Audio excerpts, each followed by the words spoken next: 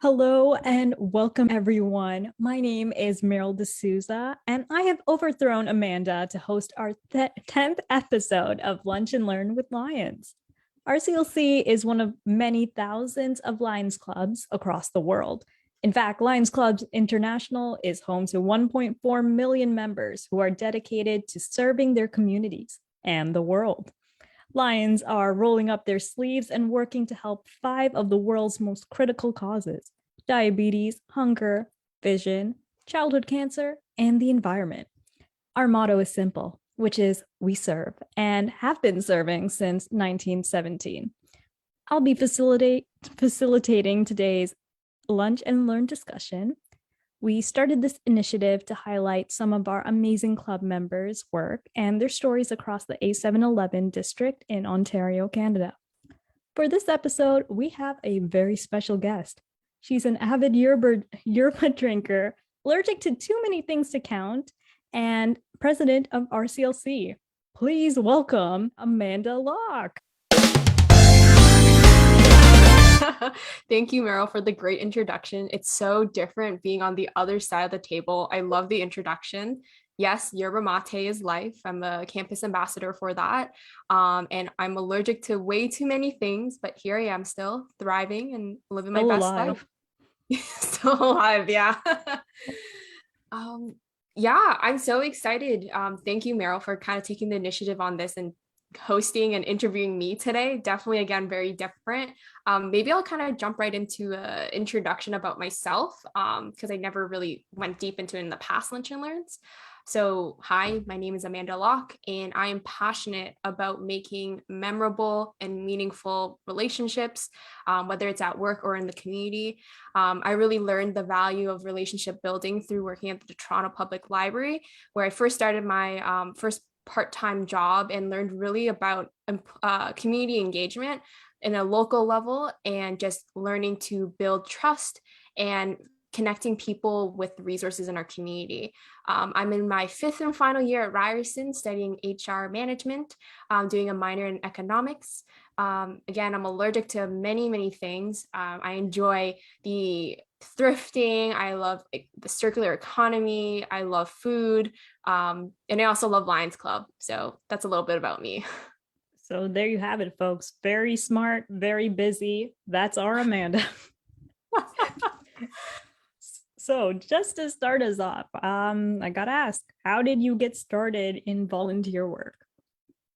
Ooh, in terms of volunteering, in high school, we had to complete our 40 hours. And I wanted to get involved in our community. A lot of my friends helped out with like local charity walks and stuff like that. I didn't do that. I just volunteered at my old Saturday school where we did international languages. I got to help out with the teachers, photocopy workbooks, and teach kids Cantonese from like kindergarten to grade 6 or grade 5, I believe. And that's where I got to really see the community and be in a different, I guess, put myself in a different pair of shoes and see from a kid's perspective and also from a teacher's perspective, the value of learning another language, connecting with your heritage. And then from there, I also volunteered at the library for a little bit, helping seniors learn how to use a computer. So it's like a cyber seniors program. And then from there, I was a great volunteer and they said, hey, we have an opening. If you want, you can apply. And then I started working at the library, and then continued volunteering here and there, and then fell out of it at Ryerson. Like first and second year, just the grind is real. You're trying to keep up those 6 courses in BM. And I thought, yeah, it's hard the first year, especially commuting too, because I'm from Scarborough. So it's an hour commute, go to class and then leave campus. So I didn't think I had time to volunteer like in my first and second year. And then I saw an email from the Ryerson Student Union saying that they are looking for members for Ryerson Campus Lions Club. And I didn't know about them at the time.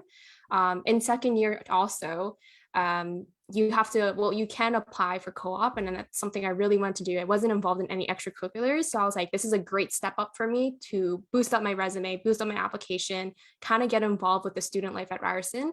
And I thought, volunteering, it's great. Like that's something I could be kind of reignite my passion for volunteering again. So I applied, and here I am. So a lot of volunteering throughout my life. That's good. Yeah. And I guess like it's hard, right? Trying to balance the stuff, but I guess I'm happy you're here because you have been just such a great co-president, and you're probably one of the reasons why I got into the club too. Um, A fun fact for everyone who's listening is that I actually met Merrill through Ryerson. Well, of course, yeah, but we were matched through the peer mentorship program. Match made in heaven.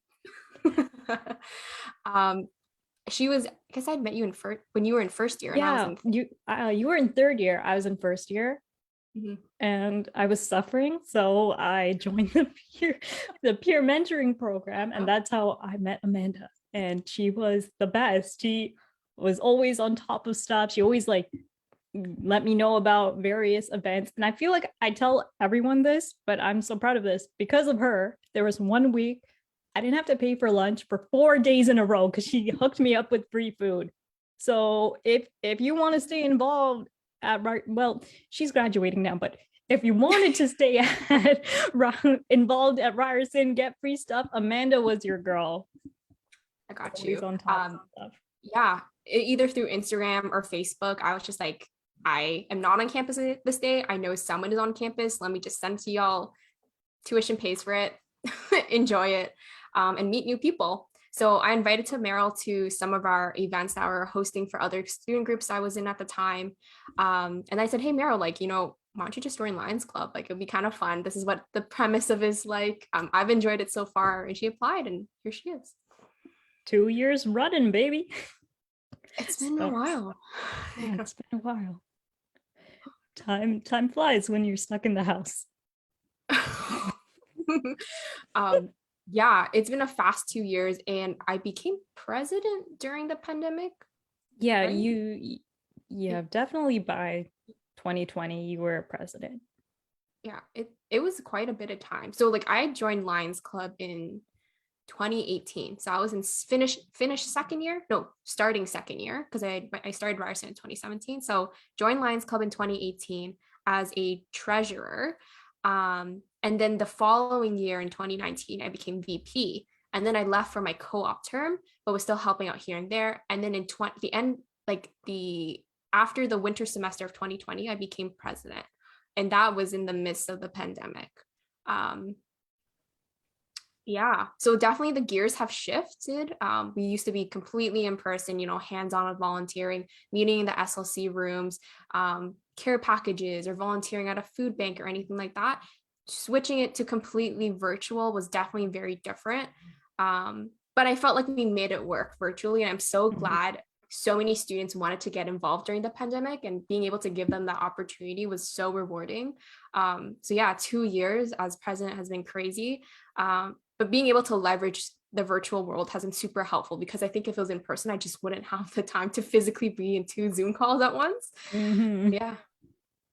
So other than the pandemic, were there any major challenges you've been facing as president? I think disconnecting. Like we run our student group mostly through WhatsApp or through Zoom calls. We'll get messages through like the middle of the night or like early in the morning because people are working at different times. It's so hard for me to disconnect when I was like, okay, I'll just read it and I'll send a reply, or when I have to like check up on anything before we like approve it and move on and post it. There's the huge part of needing to disconnect, and that's a challenge that I've faced. But luckily last year, I learned this from co-op. We had like a work style or work schedule kind of preference sheet that we circulated in our team that says, what are some blackout dates that you just don't want any sort of communication? We'll try to avoid sending in the group chat, or if anything, like, do you prefer email, text? What is your like response rate? Like all that sort of stuff. And that really helped with managing the incoming and influx of communication. Yeah, I think that was our biggest challenge. But I'm so glad that people are so engaged. My big fear was that there are too many Zoom calls, or the Zoom calls were too long, but it's been a pretty healthy balance. And I think we're kind of craving that human interaction. So it's been nice. And I feel like a lot of the structural changes you made, putting that HR degree to use, like with our club, because I know personally, if it was me, I could not handle it. 25 members, y'all, or is it more? It's 25, right? 22. 22. Yeah. But that could be rounded up to 25. and she manages them all. Make sure that everyone is doing something, and everyone feels involved and needed. So that's like a lot of hard work. How did you go about building that team culture? Ooh, um, the culture didn't exist because of me. It existed before Amanda, so pre-Amanda. Our past presidents, Elvira, and even the past president before her, just the Lions Club culture stayed within our group throughout the years. Before in 2018, when I joined, there's about 7 to 10 of us, to be honest, but around 5 to 6 of us who are active, like very extremely active and hands-on. So we had that positive, you can always raise your hand to speak. Anyone can be involved in anything kind of mentality and team culture. And I was lucky that we were able to somehow translate that into the bigger group of 22 people, where it's super open, everyone can talk and be a part of anything. But it really came down to the past experience, and the past culture that already existed. And I think one of the things is, yeah, definitely putting my HR degree to use in terms of employee engagement. And I always think it's the end-to-end experience. So from the instant you join Lions Club, I helped pilot the Lions Buddy program. So you're paired with a new or veteran lion who's been in the club for at least a year. So when you first join, we connect you through WhatsApp, and then you'll have like a little mini social. We'll also have orientation for you. You do monthly check-ins, and semester one-on-one check-ins with me. So it's a lot of time invested, but like I kind of want to know more about our members. I know I'm ranting a little bit more, but I'm just super excited because I like to put myself into the shoes of new members and say, like, if I joined a new club, who do I want to talk to? Like, why is the reason I'm joining this? So I kind of pick their brain through these semester one-on-one check-ins. We also set individual and professional learning goals. So like all these cool stuff I've learned through other student leaders at TRSM, but also thinking about, if I were to join this club again, what would I do differently? Or like, how do I stay engaged and really leverage the potential that you have to volunteer, and also match the reason why you want to be here and match that to opportunity, so that you can really add that to your resume, add that to your application, and really feel self-fulfilled. Yeah. And I think it's because of this hard work, like going one-on-one, trying to make sure that the whole experience is enjoyable and I guess applicable to real life, that everyone feels like they could have like a one-on-one conversation with you, which is pretty impressive, considering the group. I keep saying considering the group, but it's impressive. I'm going to mention it a lot of times. So give yourself a pat on the back for that. Well, since we're on the topic of user experience, I want to know what do you think is the best part of being part of RCLC? My gosh, it's always the people, and we learned that through the pandemic, right? Like if it's not the right people, people leave, right? But you pick the right people, you inspire them, you reward them, and you stay, because just the culture. Like I've heard from other team members that when they joined other groups, they didn't get, when you join a Zoom call, you get a certain feel to it, it's a certain vibe. And RCLC is completely different to other clubs, because at the end of the day, we're here to serve other people. So putting other people first has a different vibe in that Zoom call, where people are more open. They're really say like, I want to get involved in this. I'm passionate about this. And you really sense that. I'm so glad that I'm able to find a group of students like this. And like, I honestly don't know who I would be without Lions Club, because I've invested so much into it. And I get to see the best part of people, where they said, I want to put aside like an hour a week to talk to other students who want to give back, whether it is to the homeless, hunger, and the environment, things like that. It's so eye-opening, because you see people with the same passion want to give back, and you get to execute it. And it's so rewarding. Yeah, and we do it because we care, and it just so happens that we're using the Lions Club name. Well said. I feel like I even heard like a little bit of emotion get into your voice. It's been a sappy week for me, a lot of self-reflection. December has been like a reflective month to recap my 2021 year.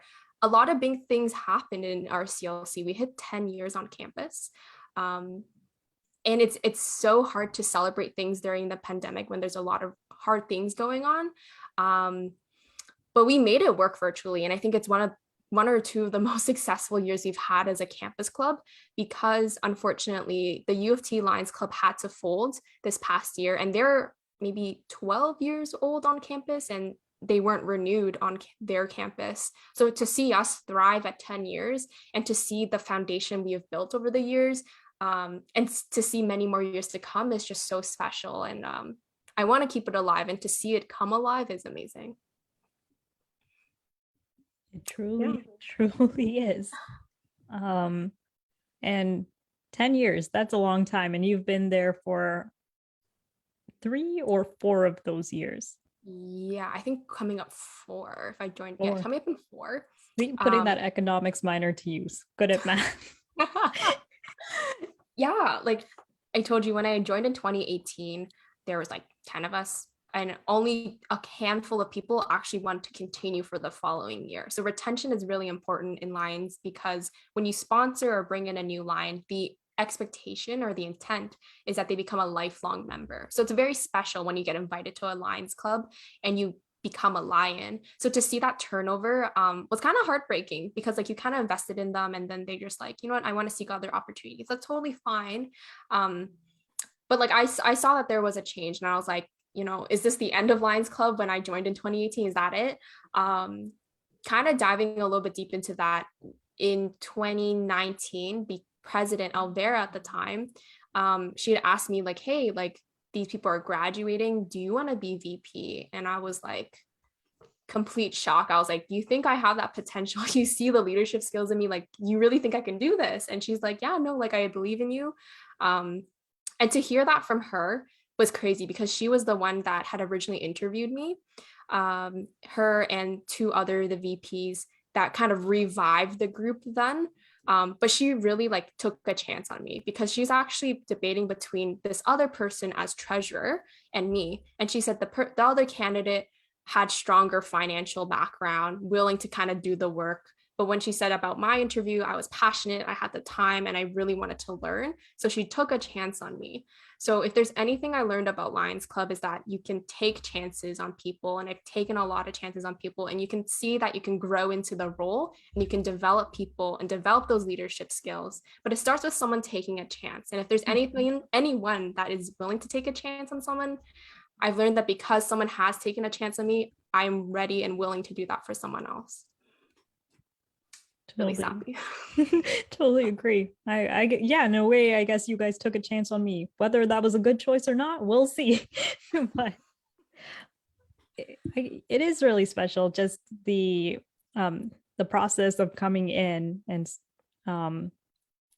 also I was just curious, because of your long history, like 3 or 4 years, I was wondering, do you have any favorite memories of your time here? A special event, a funny story, something. First of all, Merrill, we always take chances on you because you're so special. You're a shining star. You have the personality to host this podcast. And also you have so many friendly qualities. You really embody a lion, a tail twister. So that's the original old, I think we talked about this, Yeah. the original club role, where they're like the jokester, they bring positivity, they lighten up the conversation, but they're just as hardworking, just as talented. That is Merrill in a nutshell. She is a tail twister in our club. Yes. You know, as someone who, I don't know if I needed the ego boost, but I got it. Thank you. You're welcome. Hey y'all, I got an award for being fun. But only Merrill can have that. A special memory, I think it would be the first service activity that I did. So service activity, if you don't know, is an event, what we call it, right? But you're serving other people. It's a service activity. In 2018, every year in Coronation Park, which is just right outside the exhibition place, so where CNE is, the Lions clubs help sponsor and fund the Lions / CNE Pee Wee baseball game. So Pee Wee baseball is like for younger kids. I don't know much about baseball, but the Lions clubs, they come out to help run the food stand. So the concession stand there, all the money goes back to the Pee Wee baseball games.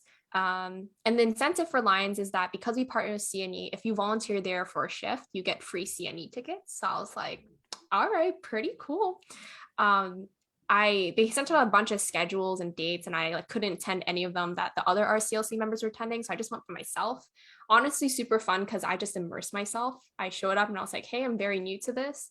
How can I help out? And that's all they wanted to hear. And at the end of the shift, all the Lions, they're old men, they shook my hand and they're like, well, you're very bossy, Missy, but we like you. And I was like, I like that. So that's when I knew I felt like a part of it, because I don't know, I was ringing up the register, working my economics minor to use, helping cook and prepare food, also speaking to the attendees and the parents and all that.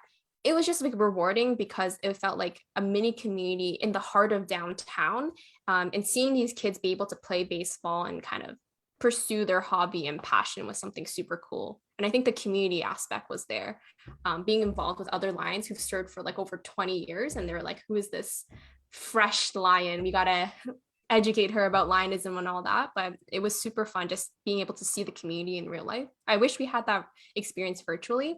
Hopefully we'll have that soon. But that was one of my favorites.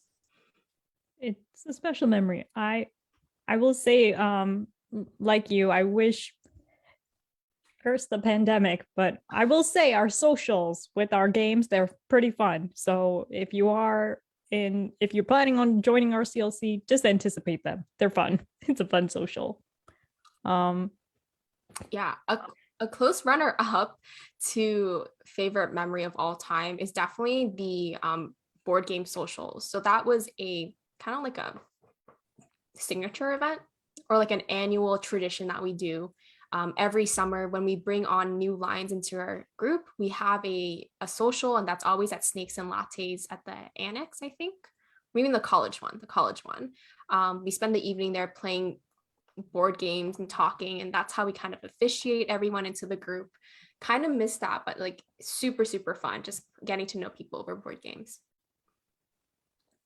And then I guess building up team building, and also breaking apart those teams when someone gets too competitive. Monopoly. Yep. Yeah, we don't play Monopoly at my house. It gets too competitive. My mom's saying no Monopoly, because I get competitive, and my dad always finds a way to cheat at every game. He's found a way to cheat at Scrabble, so that's him. But yeah, board games, great way to get acquainted with new people, and it's a special memory. And do you think maybe next year or I guess this year it might be a possibility, or is that I honestly don't know what to hope for anymore, but I'm still gonna hope for it. I think the one thing about Lions Club is that especially throughout the pandemic, it was a great outlet, like outside of the real world and work and all that. Like every month or every bi-weekly meeting, we would meet together and discuss about things we wanted to change and things that we were passionate about. And that really reignited, I guess, like me to really like present again and feel inspired and tied in with the campus and the university life, because it was definitely kind of isolating during the pandemic. So RCLC really kept me going. So I'm really grateful for that. Yeah. A little bit about the traditional part, though. I will say that Lions Club is a very traditional group and organization. So again, it was founded in like the early 1900s in Chicago. It used to be made for business people. They expanded it recently, like 70s, 80s, to allow women to join. I remember we had that conversation with Ray Charbonneau, who's the Lion historian. So there's a lot of history around certain traditions that Lion clubs carry. We're very traditionalist, especially hitting the 10-year mark on campus. I'd like to keep some traditions, but we're also breaking a lot of the barriers, and we're breaking a lot of and making way for new things. Mm-hmm. So I'm really excited to see what our club does, and kind of balance both the traditional aspect and also making innovative new ways of doing things. Yeah. balancing tradition and innovation, always a challenge. So as president, as this is, I guess, one of your goals, is there any kind of legacy you want to leave behind in your last term? Oh my gosh, that I've been thinking a lot about that, and I've been telling a lot of our members about that. I always ask, okay, if anything in our club meetings, it's like I deflect a lot of questions while I think about my answer. Merrill has put me on the spot with this one. Yeah, no escaping here. I mean, you could escape this call, but I'll be very upset. Oh yeah, no. Oh my gosh, I think at the moment it would have to be the Canadian Young Lions Retreat. For those who haven't checked them out yet, on Instagram, Canadian Young Lions Retreat. It's a cross Canada wide weekend long trip, usually at a banquet hall where they invite young lions specifically. So if you're under 30, you apply to be part of this retreat. And it's filled with workshops, mentoring, networking, and then also a service project. And you get to meet people, again, from all across Canada, people from different LEOs, campus clubs. It started in 2019, and because of the pandemic in 2020, it hasn't run again. So we're trying to restart it this year. We were hoping it was going to be in person, and that was going to be kind of like the legacy I wanted to leave as a co-chair for events. I think we might be switching virtual, TBD, but that is kind of my lasting legacy. Is, again, when I talk about the whole Lions Club experience, for new people especially, to serve a lifetime of Lionism, it's hard because you have work, life, family, all that sort of stuff. But I think this kind of event, bringing people together, creating those memorable, unforgettable experiences, I think is super important. So I definitely want to leave that kind of legacy by helping host this event and really take it to the next level and create that community across Canada. So we're thinking big picture. Big picture, baby. But it's so daunting to think. But I always imagine is that, when you join Lions Club, I want to give people the same experience I was able to receive. And a lot of people leave because they don't get those experiences. So what if we can give them the experiences? Will they still stay? Will they still believe in volunteering and helping other people throughout their lifetime? So that is my lasting legacy. Canadian Young Lions Retreat. Check them out. March of 2022, hopefully, and building those lasting, memorable experiences. Okay. And one last question for you. For any listening members, A711 members, RCLC members, or maybe potential future Lions, I want to ask, what advice do you have for them? Ooh. Any general advice I have for them is, I guess, when you think about me just starting in my career, or soon to start into my career, and expect a lifetime of just working, after you graduate, after you work and retire, what do you want the world to look like? It's hard to think of that as a student if you're moving around a lot. You're not sure where you're going to be in the next year or anything like that. Like, reflect on your community, especially in the pandemic when we are at home. We invested a lot in our local communities, right? How do you want your local community to look like? Do you want to be able to walk down the street and wave at everyone because you know all your neighbors? Do you want to see the park that is very clean? Do you want to give back to the kids, the schools, the library, and all that? Like, what do you want the community to be like? And how do you want to make the world a better place, starting from when you have the time now? Because we don't know if you will have the time in the future, maybe when you do retire, but in between that time, do you want to make the space that you wanted to make it? And, embrace your local community, get to know them a little bit better, and invest in your local community, give back. I think that is my message that I want to send to everyone. And I think that really came down to working in my local branch at Toronto Public Library, where I get to see these community members. So give back, get involved, and have fun. Couldn't have said it better myself.